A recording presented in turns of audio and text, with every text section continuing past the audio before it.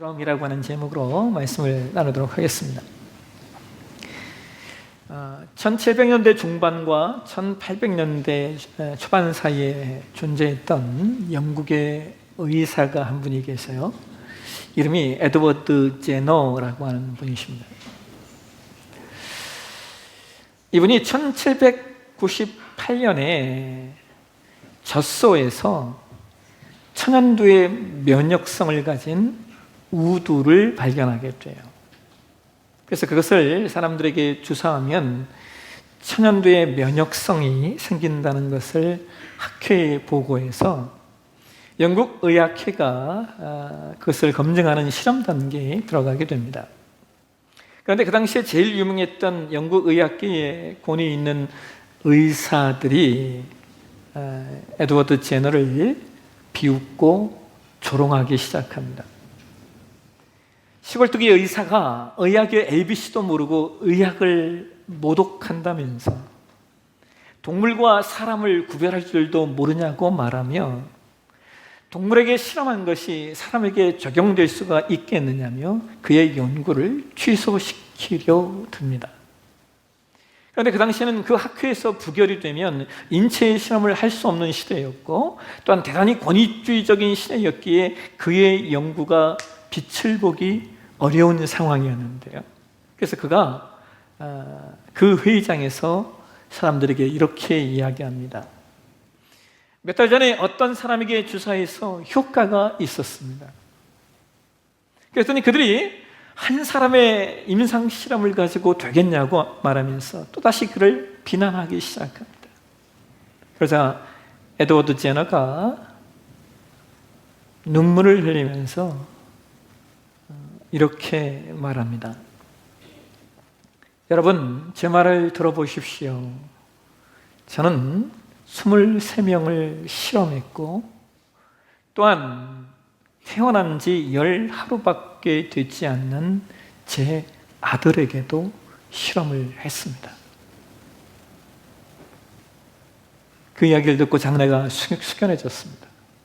왜냐하면 그 임상 실험이 어떤 실험이었는지 그 누구보다도 그들이 의사였기 때문에 명확히 알았기 때문이죠. 그것은 생명을 거는 실험이었어요. 여러분, 에드워드 제너는 목회자의 아들이었다고 해요. 그런데 사람들이 천연두로 죽어가는 것을 보면서 사람들을 살리기 위하여 천연두를 없애버리기 위하여 자신의 아들까지 희생하여 실험함으로써 그는 천연두 백신을 만들 수 있었던 겁니다. 그로부터 200여 년이 지난 후에 지구상의 천연두는 완전히 사라졌어요.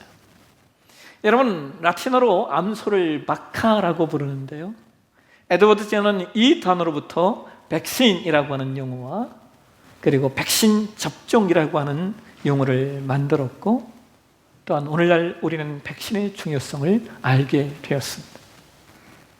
그런데 여러분, 분명한 것은 그 뒤에 한 사람의 놀라운 희생이 있었다는 거예요. 오늘 저와 여러분이 공독한 요한복음 12장은 시간적으로 예수님의 공생의 사역의 마지막 그 한 주간이 시작되는 시점이에요. 예수님께서 예루살렘으로 입성하십니다. 그러자 큰 머리가 예수님께서 예루살렘으로 오신다는 말을 듣고 이렇게 반응을 해요. 요한복음 12장 13절을 한번 보실까요? 같이 한번 읽겠습니다. 종려나무 가지를 가지고 맞으러 나가 외치되 호산나 찬송하리로다. 주의 이름으로 오시는 이 곧 이스라엘의 왕이시여 하더라. 여러분, 오늘 우리는 이 말씀 속에서 종려나무가 과연 어떤 나무인지를 먼저 좀 살펴봐야 돼요. 그들이 왜 그 종려나무를 들고 나와서 흔들었을까? 그 내용을 한번 생각해 봐야 됩니다. 여러분, 종려나무는요 열대식물이에요. 영어로는 이 나무를 밤트리라고 말해요. 그러니까 야자나무인 거죠. 야자나무과에 속한 또 하나의 나무인 거예요. 이 나무는 팔레스타인 지역에서 흔하게 볼 수 있는 나무였는데요, 키가요 보통 한 30에서 40m까지 자라고요, 수명이 한 200년 정도 되었답니다.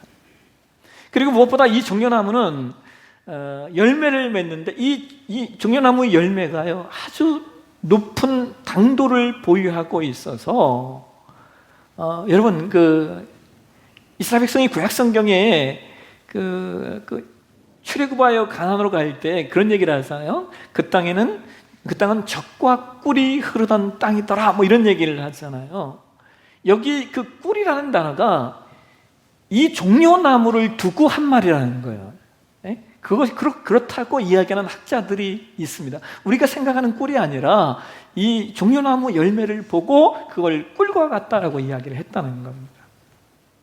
왜냐하면 당도가 대단히 높아서 그것만으로도 잼을 만들어서 먹을 수 있었기 때문이죠. 또한 이 종려나무와 그 열매는요, 팔레스타인 지역에 거주하는 사람들의 건강을 위해서는 없어서 안 될 식물이라는 거예요. 그 지역에 사는 사람들에게 필수 영양분이 그 열매 속에 들어있다는 겁니다.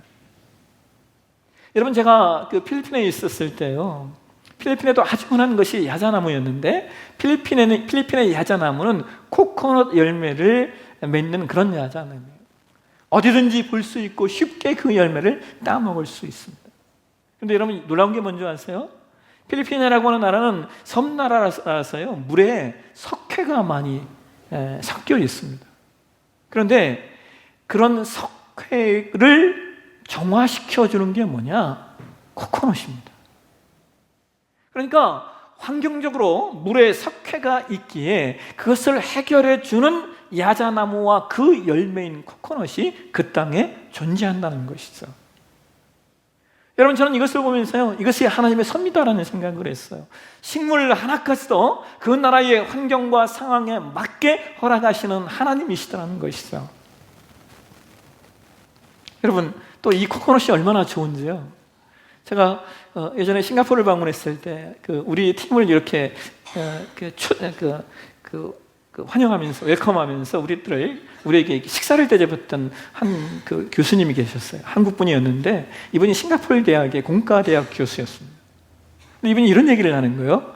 이 이야기는 다른 연구팀에 들어가면 안 되는 건데요 하면서, 야자나무 코코넛에 암을 치료하는 성분이 들어있다는 거예요. 그래서 자기 친구 연구팀이 그 암 치료제를, 코코넛을 가지고 암 치료제를 만드는 연구를 하고 있다는 얘기를 제가 들었습니다. 여러분 보세요. 하나님이 주신 만물 안에 해답이 다 있어요. 인간이 그걸 깨닫냐 깨닫지 못하냐 이 문제일 뿐이지, 이미 자연 만물 속에 인간이 스스로 만들어내는 여러 가지 질병들을 치료할 수 있는 것들을 하나님께서 만물에 심으셨다라고 하는 겁니다.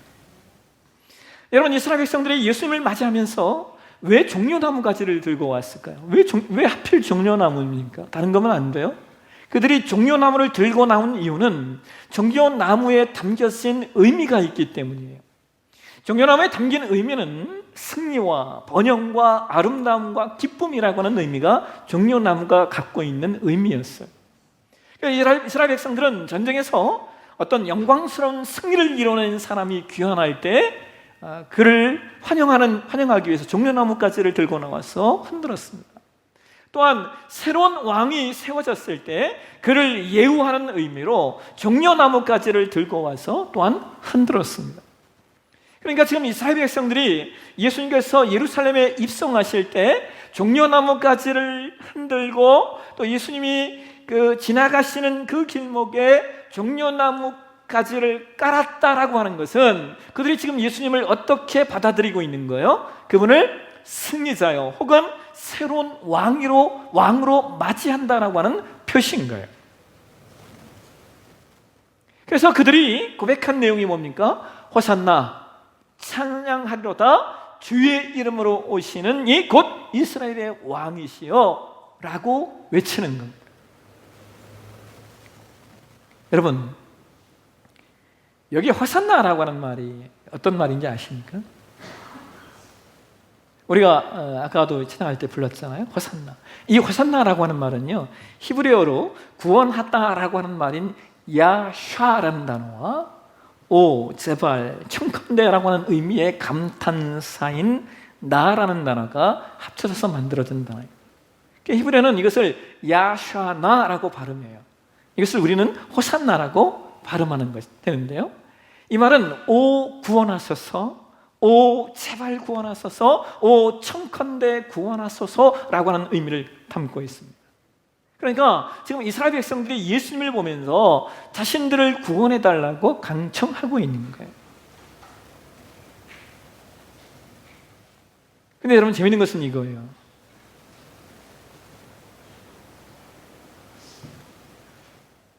오늘 본문에서 예수님께서 예루살렘에 입성하시는데 무엇을 타고 입성하십니까? 뭘 타고 입성하세요? 나귀 새끼 나귀. 근데 여러분, 한번 상상해 보세요. 큰 무리의 사람들이 종려나무를 들고 나와서 열렬히 예수님을 환영하는데 예수님이 나귀를 타고 들어간다? 여러분, 이 모습이 상상이 되십니까?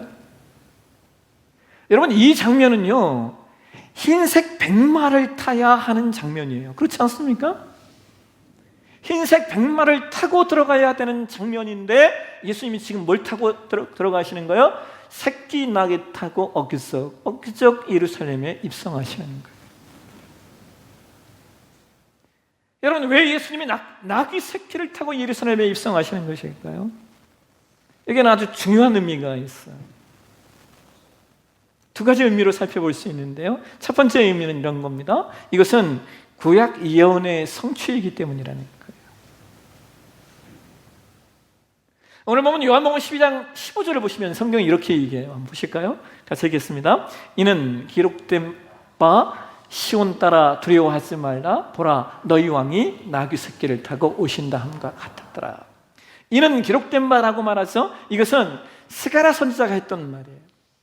스가랴 9장 9절에 성경이 이런 얘기를 합니다. 스가랴 9장 9절도 한번 보실까요? 같이 읽겠습니다. 시온에 따라 크게 기뻐할지어다. 예루살렘에 따라 즐거이 부를지어다. 보라, 내 왕이 내게 임하시나니 그는 공의로우시며 구원을 베푸시며 겸손하여서 나귀를 타시나니 나귀의 작은 것 곧 나귀 새끼니라. 그러니까 예수님은 구약 선지자 스가랴 선지자의 예언의 말씀을 성취하시면서 자신의 존재성을 이야기하시는 거예요. 뭡니까? 예수님은 만왕의 왕이시라는 거예요. 그런데 여러분, 오늘 요한복음에는 그런 말씀이 기록되어져 있지 않은데요, 마가복음 11장에서는 예수님이 나귀를 어떻게 얻어 타시는가에 대한 말씀이 기록되어져 있어요. 우리 함께 마가복음 11장 한번 보실까요? 마가복음 11장 1절에서 6절까지의 말씀 같이 한번 읽도록 하겠습니다. 시작. 그들이 예루살렘에 가까이 와서 감난산 벳바게와 베다니에 이르렀을 때에 예수께서 제자중 둘을 보내시며 이르시되 너희는 맞은편 마을로 가라. 거리로 들어가면 곧 아직 아무도 타보지 않은 나귀 새끼가 메어 있는 것을 보리니 풀어 끌고 오라. 만일 누가 너희에게 왜 이렇게 하느냐 묻거든 주가 쓰시겠다 하라. 그리하면 즉시 이래로 보내리라 하시니 제자들이 가서 본중 나귀 새끼가 문 앞거리에 메어 있는지라 그것을 푸니 거기 서 있는 사람 중 어떤 이들이 이르되 나귀 새끼를 풀어 무엇하려느냐 하며 제자들이 예수께서 이르신 대로 말한데 이에 허락하는지라. 자리가 없어요? 허리가 아파서. 아이고. 자, 여러분, 제가 이 말씀을 보면서요, 어떤 마음이 들었냐면, 야, 나귀 새끼도 쓰임 받는구나. 나귀도 쓰임 받는 거예요. 다 쓰임 받는 존재들이 있습니다. 그래서 주께서 쓰시겠다 하실 때 자신을 내어드리면 쓰임 받는 거예요. 새끼 나귀가 그 자체로는 별것 아닌 것 같지만 주님의 손에 붙들리고 주님께 쓰임 받을 때 그 나귀는 구약의 예언을 성취하는 도구가 되고 구속사의 중요한 자리에 그 나귀 한 마리가 서게 되는 거예요. 그래서 여러분, 때로 저와 여러분의 삶이 내가 아무것도 아닌 것 같고 내가 별것 없는 것 같은 그런 마음이 드실지도 모르겠지만 우리가 이것을 놓치지 않았으면 좋겠어요. 나귀 한 마리도 주님께 붙들리면 된다는 거예요. 아무리 부족하고 작은 존재라도 주님께 붙들리기만 하면 주께서 그 작은 존재를 통하여 하나님 나라의 영원한 것을 성취하시는 도구로 주님이 사용하신다는 거예요. 저와 여러분에게 이 은혜가 있기를 소망합니다. 두 번째로 예수께서 나귀 새끼를 타신 이유는 이스라엘 백성이 생각하신 예수님과 진짜 예수님이 이 땅에 오신 이유가 다르다라고 하는 것을 보여주는 가장 확실한 방법이기 때문에 그래요. 여러분, 이스라엘 백성들이 왜 종려나무를 많은 무리들이 들고 나와서 흔들었을까요? 이유가 뭘까요, 여러분? 놀라운 건 그렇게 종려나무를 흔들었던 그들이 얼마 안 가서 예수를 십자가에 못 박아라 라고 말한다는 거예요. 그들이 종려나무를 들고 길거리로 뛰쳐나와 종려나무를 흔들었던 이유는 다른 게 아니에요. 오늘 본문 요한복음 12장 17절과 18절에 보면 성경이 이런 얘기를 합니다. 보실까요? 같이 읽겠습니다. 나사로를 무덤에서 불러내어 죽은 자 가운데서 살리실 때에 함께 있던 무리가 증언한지라 이에 무리가 예수를 맞으면 이 표적 행하심을 들었음이라. 이스라엘 백성들은 예수님이 자신들을 로마의 압제, 이방의 압제에서 해방의 영광을 가져다 줄 존재로 생각했어요. 그런데 여러분, 이스라엘 백성이 생각한 영광과 예수님의 생각하신 영광이 다르다는 거예요. 예수님이 생각하시는 영광이 무엇인지 오늘 본문 요한복음 12장 23절과 24절에 성경이 이렇게 얘기합니다. 보실까요? 같이 읽겠습니다. 예수께서 대답하여 이르시되 인자가 영광을 얻을 때가 왔도다. 내가 진실로 진실로 너희에게 이르노니 하늘의 밀이 땅에 떨어져 죽지 않으면 하늘 그대로 있고 죽으면 많은 열매를 맺느니라. 여러분, 이것이 예수님이 보이실 영광이에요. 예수님이 보이실 영광은 하늘의 밀알이 되어 죽는 거예요. 이스라엘 백성이 생각한 영광과 예수님이 생각하신 영광은 너무나 다르죠. 예수님의 영광은 자신의 생명과 삶을 들어 우리를 구원하시려는 것, 그것이 영광이었어요. 그렇다면 여러분, 오늘 우리가 신자로 이 땅을 살면서 우리가 갖고 소망해야 될 영광이 무엇일까요? 그것은 단연코 주가 쓰시겠다, 주가 쓰시도록 우리를 내어드리는 것이고, 그것은 단연코 예수님처럼 이 땅을 사는 동안 하늘의 밀알이 되겠다 결정하는 것. 여러분, 밀알이 된다고 하는 것은 무엇을 의미합니까? 그것은 곧 죽어야 한다는 거예요. 죽어야 한다는 거예요.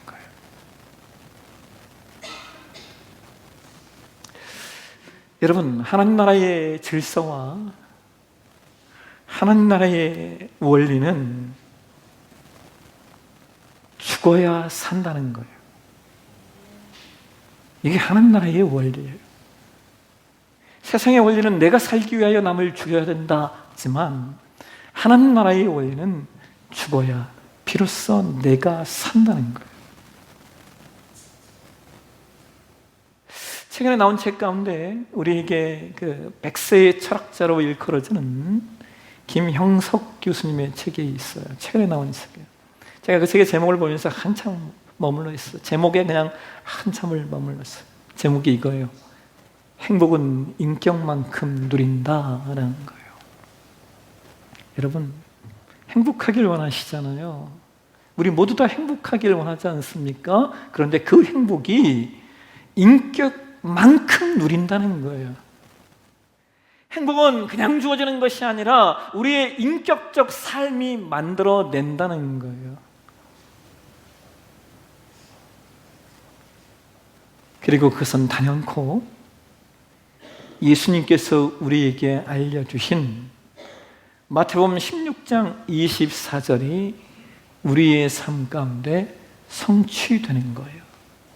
함께 보실까요? 같이 읽겠습니다. 이에 예수께서 제자들에게 이르시되 누구든지 나를 따라오려거든 자기를 부인하고 자기 십자가를 지고 나를 따를 것이니라. 아멘. 여러분, 오늘이 고난 종료주일이고, 그리고 내일부터 이번 한 주간을 우리가 고난주간이라고 말해요. 이번 한 주간 우리는 자기를 부인하고 자기 십자가를 지겠다는 작은 행위로 하루 한 끼 금식을 진행하고서, 그리고 그 금식한 재정을 하나님께 드려 그 재정으로 연약한 이웃과 연약한 나라에 흘려 보낼 거예요. 어제 제가 막 꿈을 꿨는데요, 미얀마에서 막 내전이 일어나더라고요.